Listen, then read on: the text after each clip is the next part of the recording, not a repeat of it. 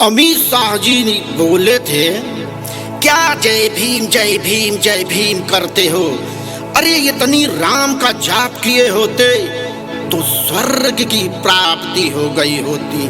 मगर सुनिए साहब, मेरे बाबा साहब बहुजनों के दिल में रहते हैं और ये मेरे बाबा साहब बहुजनों के दिल में रहते हैं, दिल वाले हैं। मेरे बाबा साहब बहुजनों के दिल में रहते हैं, दिल वाले हैं। आपका तो नहीं पता और किसी का तो नहीं पता, मगर मेरे बाबा साहब 32 डिग्री वाले हैं और जो उनके बारे में बुरा बोलेगा उसके मुंह काले हैं, काले हैं।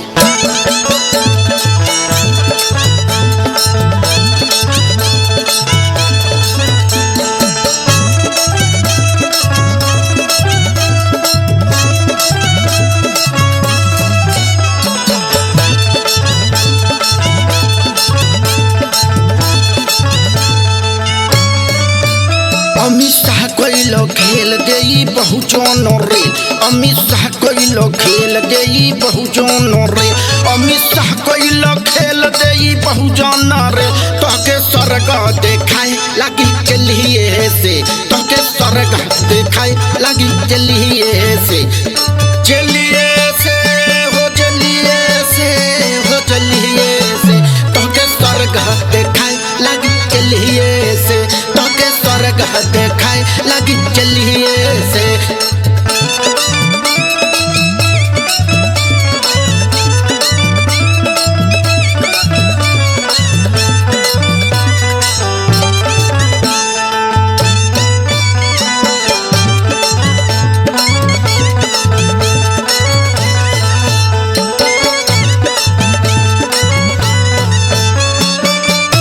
ऐसन कहला तू बात नहीं तनको सहा, ऐसन कहला तू बात नहीं तनको सहा, ऐसन कहला तू बात नहीं तनको सहा।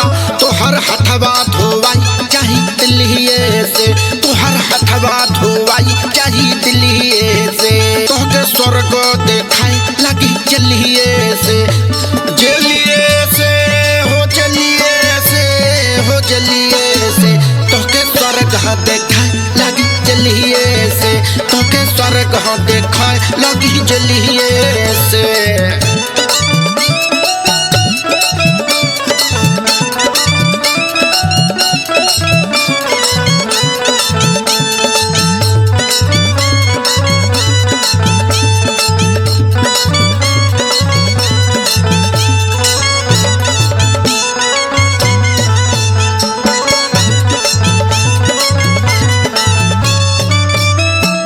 झूठी चमरान परी आफत में पर्रा, जहिया झूठी चमरान परी आफत में पर्रा, जहिया झूठी चमरान परी आफत में पर्रा, तब जाई के लुकाए लगबा बिल्लिए में, तोहके स्वर्ग देखाए लगी चलिए में, तोहके स्वर्ग देखाए लगी चलिए से, चलिए से हो चलिए से हो चलिए से, तोहके स्वर्ग देखाए लगी चलिए से, तोहके स्वर्ग देखाए लगी चलिए से।